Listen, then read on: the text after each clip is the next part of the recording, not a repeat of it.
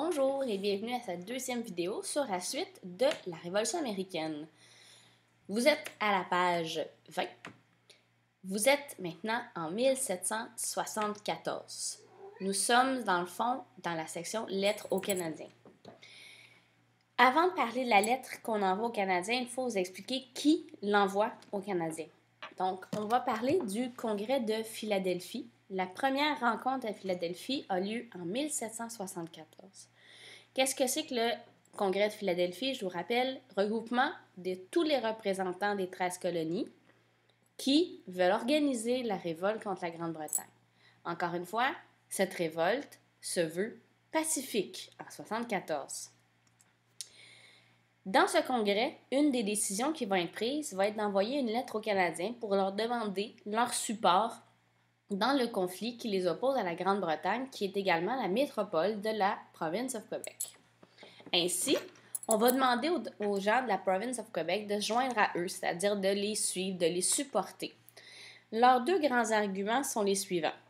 La Grande-Bretagne, on considère que c'est un gouvernement qui est tyrannique parce qu'il ne donne pas vos droits de sujet anglais, c'est-à-dire des libertés comme la liberté de commerce, la liberté d'avoir une chambre d'assemblée. D'ailleurs, c'est leur deuxième point. On met beaucoup l'accent sur le fait que l'Acte de Québec a refusé la chambre d'assemblée et dire que c'est un manque complet et total de démocratie dans le sens où c'est le premier pas vers une démocratie qui pour eux sont des droits essentiels pour tous les gens dans les colonies. Cependant, il faut comprendre que l'Acte de Québec, même s'il a refusé la Chambre d'Assemblée, il reste que ça a été très positif pour l'ensemble des Canadiens français et donc qu'ils ne voient pas l'intérêt d'avoir une Chambre d'Assemblée pour eux parce que ils ont déjà eu pas mal tout ce qu'ils avaient besoin. Vous comprendrez que dans ce contexte-ci, les Canadiens français vont majoritairement décider de rester neutres. Donc, en plus, il faut rajouter que les gens des 13 colonies se sont injuriés, et c'est ce qui a fait en sorte, dans le fond, qu'ils se sont unis au Congrès de Philadelphie de l'Acte de Québec. Parce qu'on disait que c'était une honte de voir que les Canadiens français avaient tous ces droits, avaient obtenu la vallée de l'Ohio et que c'était contraire à tout ce qui était britannique. Donc, pour les Canadiens français, il n'y a pas vraiment d'intérêt. Il y a quand même des Canadiens français qui vont partir et qui vont se mettre du côté des Anglais, sauf qu'ils sont très, très peu nombreux. Et ça, c'est pourtant malgré, le deuxième point, le clergé. Le clergé qui, clairement, va prendre le côté de la Grande-Bretagne et qui va encourager les Canadiens français à se battre contre les révolutionnaires, preuve de l'alliance entre l'Église et l'État. Le clergé qui encourage les Canadiens français à se battre et à se ranger du côté de la Grande-Bretagne, c'est clairement une preuve de l'alliance entre la Grande-Bretagne et le clergé. Les Montrealers qui sont complètement déçus, frustrés de l'Acte de Québec vont quand même pas prendre le côté des 13 colonies. La raison est très simple, c'est qu'ils ne veulent pas se mettre à dos leur premier lien commercial. Les Montrealers font presque exclusivement du commerce avec la Grande-Bretagne, donc se mettre du côté des 13 colonies, ce n'est pas de céder, mais bien le contraire. Ce qui va amener, dans le fond, à la prise de décision, en 1775, de faire une invasion de la province of Québec. Ça veut dire que en 1775, avant l'invasion, on va avoir au Congrès de Philadelphie des gens qui vont prendre la décision de faire voter une armée continentale. Pourquoi continentale? Parce que le Congrès de Philadelphie a un deuxième nom, c'est le Congrès continental. Donc, l'invasion américaine ne se fait pas par l'armée des États-Unis. Les États-Unis n'existent pas encore, ce n'est même pas encore une idée de devenir indépendant. Donc, l'invasion américaine se fait par une armée dirigée par le Congrès de Philadelphie qui s'appelle l'armée continentale. Pour vous donner une petite idée de la lettre qu'on a envoyée aux 13 colonies, je vais vous en lire un petit extrait. Vous n'êtes qu'un très petit nombre en comparaison de ceux qui vous invitent à bras ouverts à vous joindre à eux.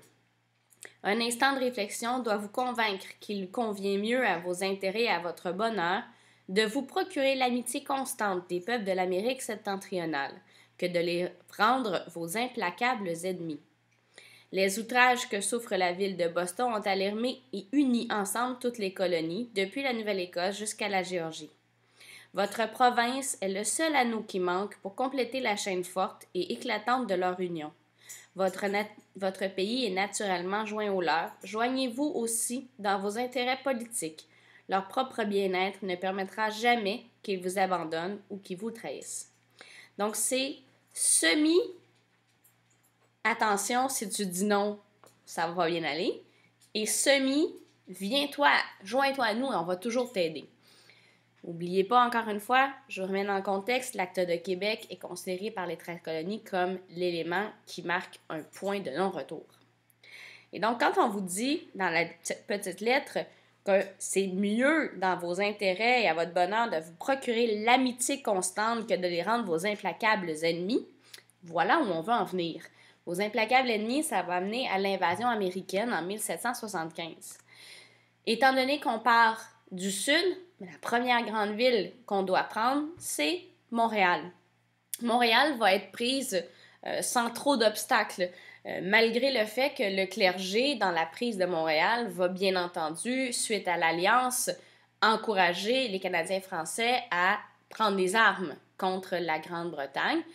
Certains vont le faire, pas pour faire plaisir au clergé, mais pour se venger, mais ils sont en très petit nombre, la grande majorité reste neutre. Et étant donné que l'armée britannique n'est pas encore rendue à Montréal, il n'y a pas assez d'Anglais pour prendre d'assaut les colons armés de l'armée continentale. Donc la ville va être prise sans trop grande difficulté. En fait, la blague, c'est de dire que la plupart des gens, oui, ont accueilli dans leur maison, suite à la prise de Montréal, les colons de l'armée continentale, mais on dit que ça n'a pas trop dérangé, puisque dans le fond, c'était pas leur problème, mais celui des Anglais.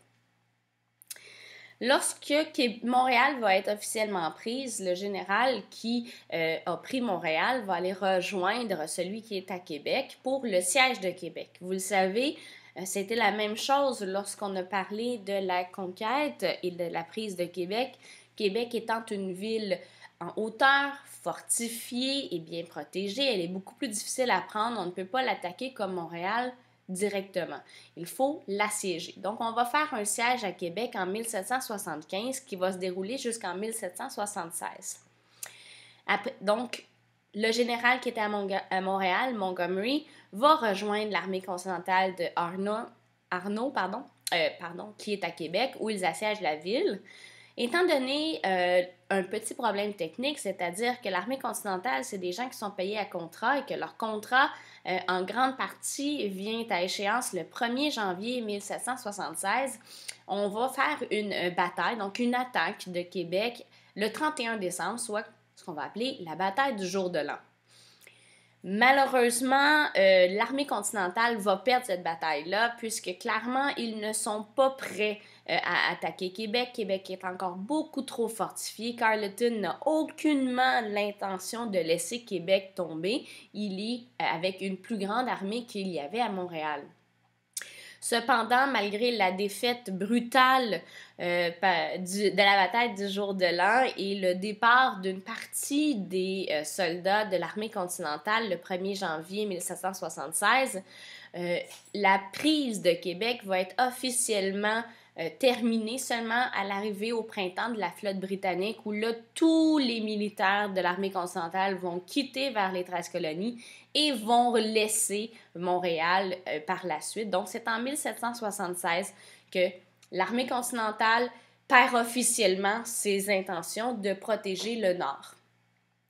Faut pas se leurrer, l'idée de faire une invasion américaine dans la province of Québec, ce n'est pas parce qu'on a un intérêt particulier pour les Canadiens français, mais bien parce que si on avait de notre côté la province of Québec, il n'y aurait pas eu possibilité pour l'armée de la Grande-Bretagne d'entrer sur le territoire par le continent.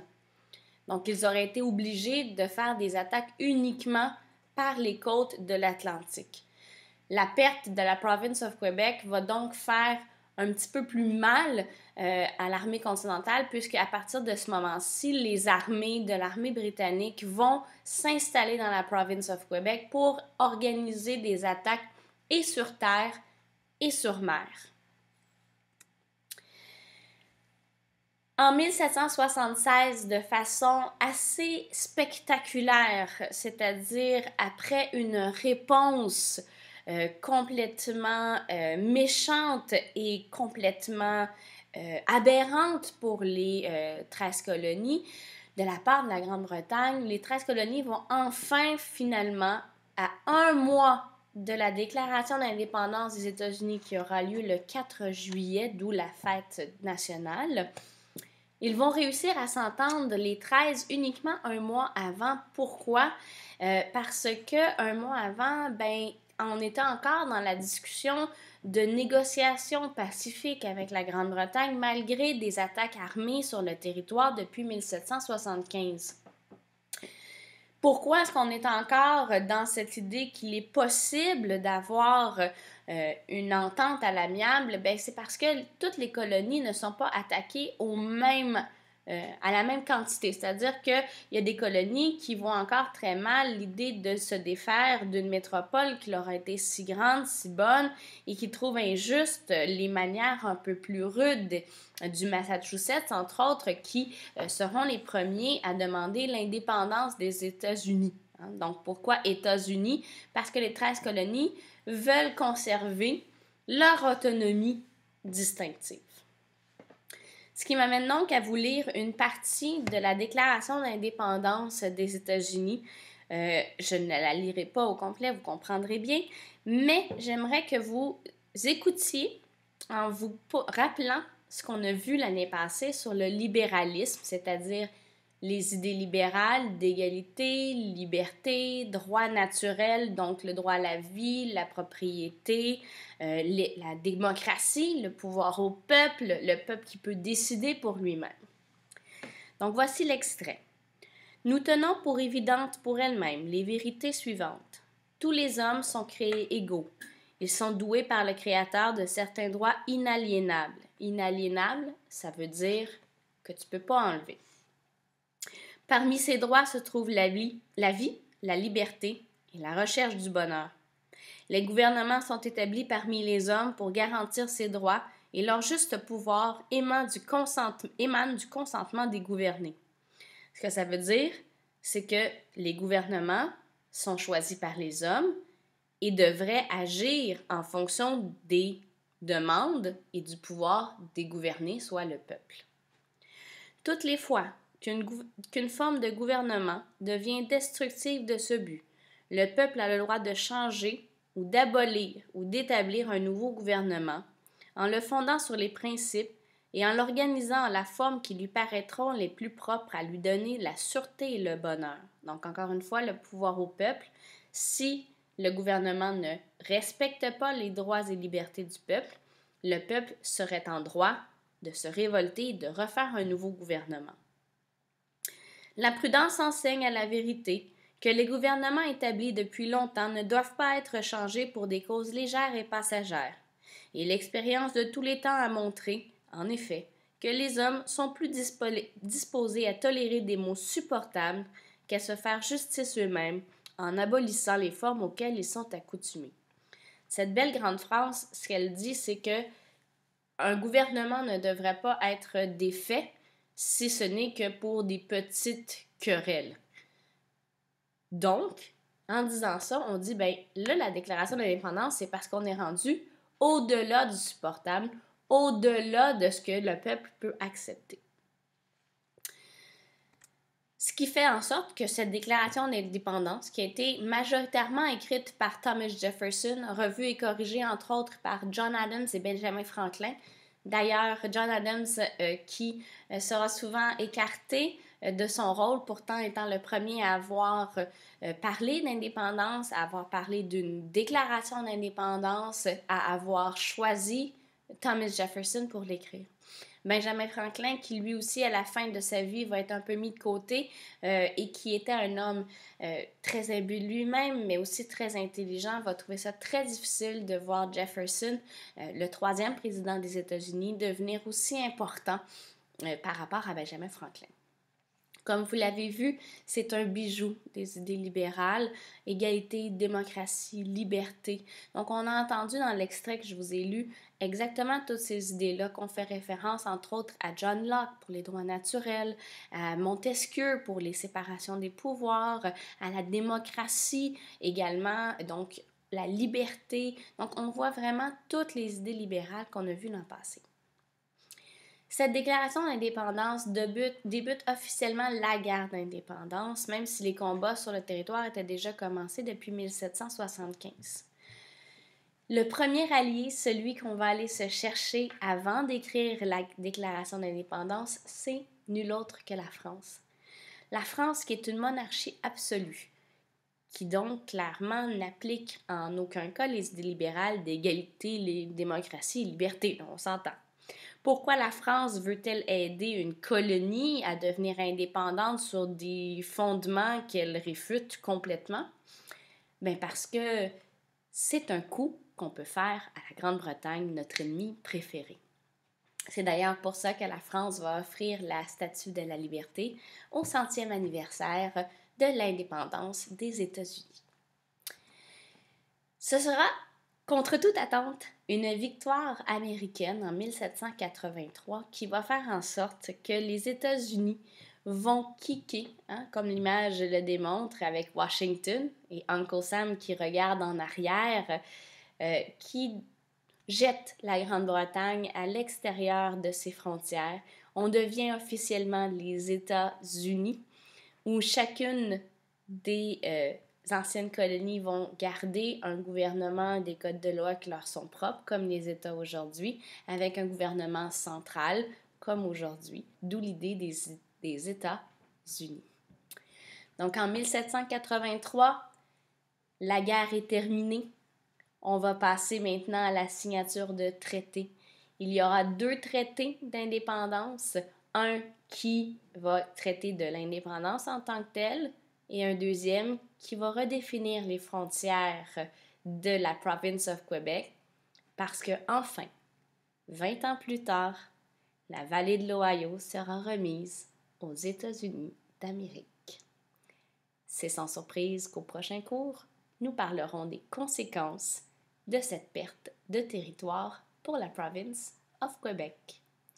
Je vous encourage très fortement à aller faire les mots hashtag dans votre cahier. Oh, non, c'est vrai, c'est moi qui l'ai. Pardon. Donc, au prochain cours, vous pourrez rajouter les mots dans votre cahier. Je vous encourage aussi à aller voir les questions sur Quizlet qui correspondent à la section que vous venez de voir aujourd'hui. Bonne étude, bon travail.